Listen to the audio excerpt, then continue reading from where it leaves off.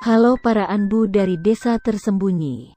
Shibuya Meltdown adalah sebuah fenomena di mana pria dan wanita Jepang yang mengalami kelelahan dan berada dalam kondisi mabuk tertidur pulas dan lelap di tempat-tempat umum yang ramai di Jepang, seperti di pinggir jalan, taman, tangga, depan toko, restoran, stasiun, toilet umum ataupun kereta.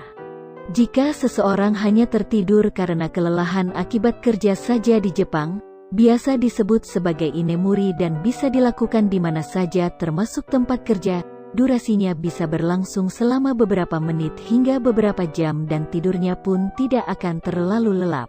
Inemuri sendiri di Jepang dianggap sebagai hal yang wajar karena budaya Jepang yang menjunjung tinggi kerja keras, ketekunan, semangat pantang menyerah dan loyalitas kepada tempat bekerja.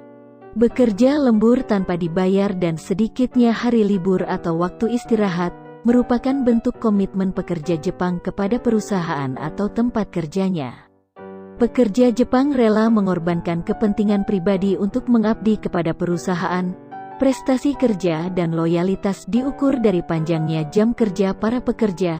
Bahkan rata-rata pekerja Jepang bisa menghabiskan 12 jam sehari untuk bekerja, belum termasuk waktu yang dihabiskan untuk perjalanan pulang pergi ke tempat kerja.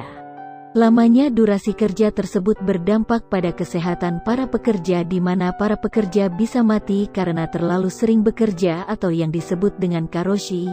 Sehingga daripada karoshi mati saat bekerja, tidur sebentar pada jam kerja dianggap sebagai hal yang wajar. Namun berbeda dengan fenomena inemuri, Shibuya Meltdown juga dipengaruhi oleh kebiasaan mabuk di Jepang, di mana Jepang melegalkan penjualan dan konsumsi alkohol kepada mereka yang telah berusia 20 tahun ke atas karena sudah dianggap dewasa. Dengan tingginya tingkat kelelahan serta stres kerja yang parah digabungkan dengan kondisi mabuk berat membuat tidur menjadi sangat lelap dan sulit untuk dibangunkan. Bahkan orang Jepang bisa tidur di mana saja karena lelah dan mabuk. Apakah memang benar-benar aman jika tidur di tempat umum di Jepang? Secara teknis Jepang dikenal sebagai negara dengan tingkat kejahatan yang relatif rendah. Selain karena banyak CCTV di tempat umum, kadang polisi Jepang berpatroli di tempat umum dan sistem panggilan darurat yang sudah terintegrasi dengan baik. Namun tidur di tempat umum di Jepang bukan berarti itu adalah sepenuhnya aman. Jepang merupakan salah satu negara yang masih menerapkan undang-undang pembatasan terhadap masa penangkapan pelaku kejahatan, di mana setiap tindakan kejahatan memiliki batas waktu masa penangkapan yang berbeda-beda. Contohnya undang-undang pembatasan masa penangkapan pelaku tindakan kejahatan pemerkosaan yang memiliki batas waktu 15 tahun semenjak dilaporkan ke polisi dari yang sebelumnya hanya 10 tahun dihitung dari waktu pelaporan kepada polisi.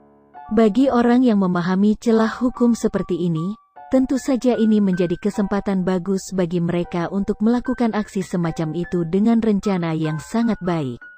Mereka bisa melakukan aksinya dengan cepat karena korban sedang dalam kondisi tidak sadarkan diri sehingga tidak melakukan perlawanan dan pergi dengan meninggalkan jejak sesedikit mungkin agar menyulitkan pihak kepolisian. Bahkan kalaupun bisa ketahuan, masih ada rute untuk kabur yang mereka gunakan agar mereka terhindar dari polisi Jepang selama 15 tahun. Kasus yang paling terkenal adalah kasus pembunuhan dan pemerkosaan berantai Kanto yang sampai detik ini pelakunya belum bisa ditangkap dan sedikitnya ada 4 korban yang tewas terbunuh dalam kondisi yang mengenaskan serta kemungkinan dilakukan oleh seorang psikopat.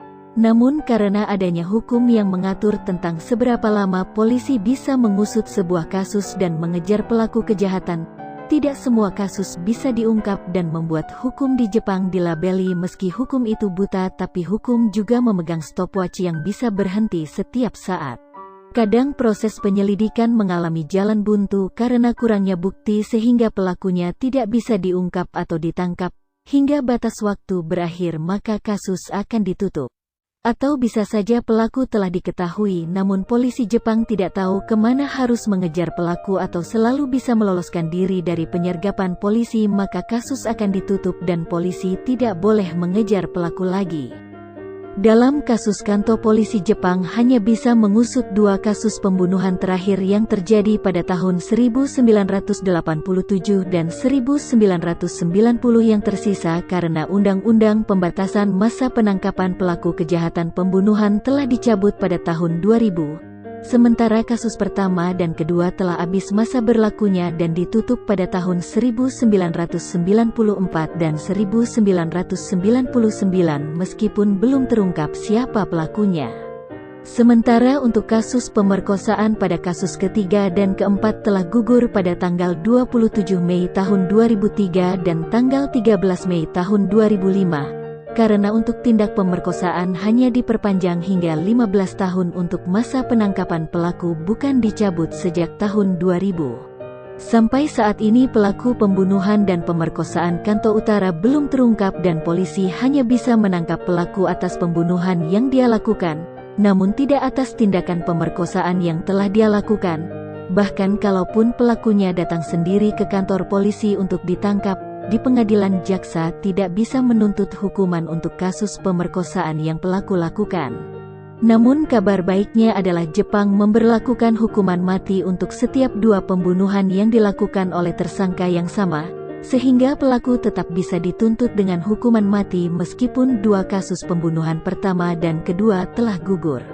Itu pun kalau polisi Jepang bisa menangkap pelaku pembunuhan Kanto Utara. Sekian cerita kali ini, jika ada yang kurang silahkan tambahin di kolom komentar. Jangan lupa subscribe dan like video ini jika kalian suka. Sampai ketemu di video terbaru.